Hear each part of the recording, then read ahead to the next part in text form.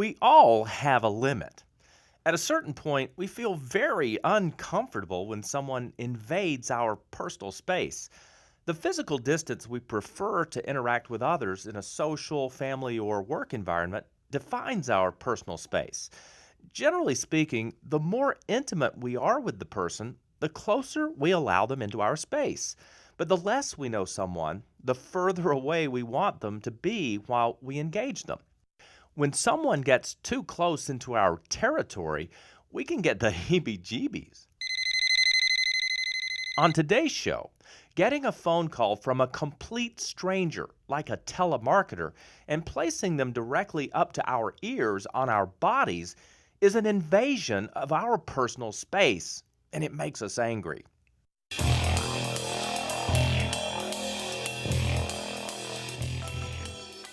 I'm Dale Cardwell, and this is our Trustdale Investigates podcast we call This Could Happen to You, where our Trustdale team puts the focus on stories that have impacted people just like you and me.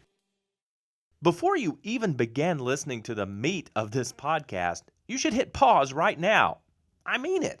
If you're not registered on the Do Not Call list for your telephones, the Federal Trade Commission attempts to cut down on some junk phone calls for those who have opted out of the annoying calls. But you need to sign up at www.donotcall.gov. Do it now. Then come back to me in a minute.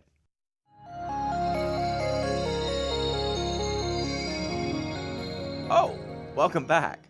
And for those of you who are already on that Do Not Call registry, you know it doesn't work that great, but at least it's a first step. Telemarketers and scammers are out to get you, and they are very clever. Here's a seemingly innocuous phone call you may get with a costly outcome. Hello? Can you hear me? Hello, can you hear me? Yes, I hear you. Oh no, this is bad news. You see, by simply saying the word, Yes. a telemarketer has recorded your voice that they can edit and use as proof that you agreed to order or purchase something from them when you said yes. And if you deny it, they say they'll take you to court with their evidence. So it's best for you just to pay up. So here's my strange advice. Never say the word yes to someone on the phone who you don't personally know. Do you agree with me? You should, but I hope you didn't say the word yes out loud. It takes practice to avoid the scammers, so let's keep going. Of course, not every unknown phone call you get is from someone trying to trick you. It could be a phone call from a legitimate charity, or maybe your pharmacy or even your child's school calling with an announcement. So here's a suggestion. Just let the unknown phone number go to your voicemail. You don't have to answer a call as soon as it arrives. Remember, it's your personal space that a phone caller is wanting to creep into. So listen to the call when you want to. Also, if you do answer your phone number gets upgraded on the sucker list because now the telemarketers know they have a real phone number that belongs to a real person who answers their calls. Also, don't ever return a phone call that you missed if you don't know the caller, because the same thing can happen. They'll see your phone number and add you to a list of active phone numbers. And here's another reason not to return the call. Don't let your curiosity bite you. When you miss a call and decide to call a phone number back with area codes like 473, 809, 284, or 876, those could be international calls that can cost you for placing the call. So here's a better solution. Ignore them. If it's really important, they'll call you back. But if you do answer a call and realize it's a telemarketer, you don't have to be rude to them. Just hang up. Some people selling things on the phone are actual humans needing to make money. And calling strangers to purchase something is legal if the person receiving the call has not signed up for the Do Not Call registry.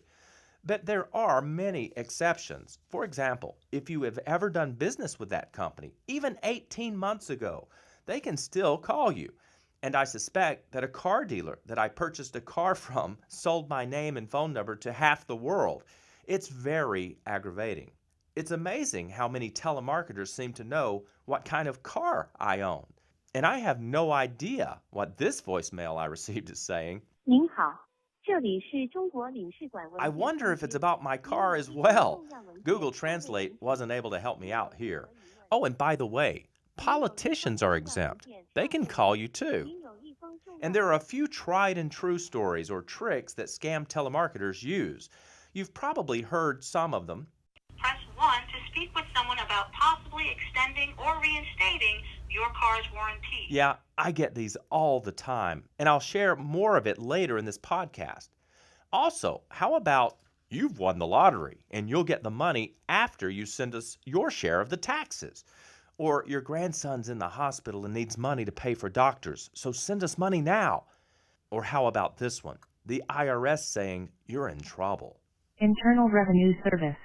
The reason of this call is to inform you that IRS is filing lawsuit against you. And another classic scam telemarketer comes from someone claiming that they somehow discovered a malicious virus on your computer, and they want to help you remove it by following their instructions. So are you aware about all the problems which is right now happening into your computer? But if you do what these people tell you to do, guess what? You've just allowed them to take over control of your own computer. Talk about invading your personal space. And although it's tempting to try and prank or mess with a telemarketer to have a little fun, remember, they already have your phone number, so that's not such a good idea. When Trustdale Investigates returns, I'll tell you the name of a popular cell phone app that's pretty successful in blocking those annoying phone calls. Cars are so important to our lives. Don't take the chance of your vehicle breaking down. When it comes to oil changes and preventive maintenance, you can trust Haviland Express Lube. Haviland Express Lube achieves that goal by getting you in and out quicker than the competition and delivering the best value every time. Plus, you're double protected by the Trustdale Make It Right guarantee. Service you need from the people you trust at Haviland Express Lube. Welcome back to Trustdale Investigates podcast we call This Could Happen to You. Here's more of our story. No one wants to get harassing telemarketer calls, unless you're really lonely. But it's safe to say Americans are fed up with them. Calls can come constantly, interrupting your day and invading your precious time and personal space. Our governments try to stop these callers, but many come from overseas where we have no jurisdiction over them. And with the internet, computers can make the calls without a person. It costs those telemarketers almost nothing to do them. Rather than trying to block all those annoying calls, you need to stop giving your phone number to people. Every time you put your business card into a jar for a raffle at a local store, your phone number is the real prize, and it's probably sold to telemarketers. Every time you register for a computer game or a discount somewhere, your phone number is likely going to be saved for another purpose. So what if you create a fake number? You just need to make certain that it's not already in use by someone else and that you actually remember it for each use. I have a producer who always gives out his phone number's first digits as 555, which doesn't exist in reality, but he still gets the discount at the dog food store. Maybe he's paranoid, but he doesn't get as many spam phone calls as I do. Okay, back to the assault on my personal space with the daily phone calls I get to ask me if I want to extend my car warranty. I often get passed around to supervisors who sound official, but there's no way I would sign up with a stranger over the phone who has called me. Okay, sir, please bear with me online. I'm going Hey, to Mike, bring this back Mike, with- Mike, give me an address for warranty services so I can keep it for my records. That's a good question for the specialist that I'm about to transfer you, okay? Okay. All right, sir. And if they don't have a findable office and won't give you an address of where they are located, Okay, and what is y'all's address? Hello? they'll probably hang up on you. No worries, they'll call me back soon enough to make another offer. And let me remind you that without an office, it's generally not a good idea to do business with someone. Call me old-fashioned, but I often tell telemarketers that I'd like them to send me their information in writing, in the mail, so I can read up on them. That gets rid of them pretty fast. You need to be able to document things if you do business with people, which is why many scamsters ask you to pay them with gift cards or wire transfers. Don't ever agree to do that. If you do agree to pay someone over the phone, you need to use a credit card to have some protections. Legitimate charities and political groups who call you will always accept credit cards if you want to give them money. One of the companies who's trying to fill the void where our government hasn't been successful in blocking spam callers is called No More Robo, playing off the phrase of robo or computer-generated calls that we get. I've never used them personally, and I have no affiliation with them, but they've been known as one of the big companies to have some success in stopping those unwanted calls. They say they have close to 750,000 phone numbers on their list of spam callers that they block. They aren't perfect in stopping all the calls, so maybe we need another approach. Personal space. The technology of being able to press a few digits on a device and reach people all around the world within a few seconds is amazing, but it's not always wanted. Just as you don't want someone standing 6 inches next to you in the line at the grocery store, there's no reason for you to allow a complete stranger to come all the way up to your ear. So don't answer the phone. Don't give out your phone number. Don't talk to strangers. Keep your personal space. The spam telemarketers are more annoying than dangerous.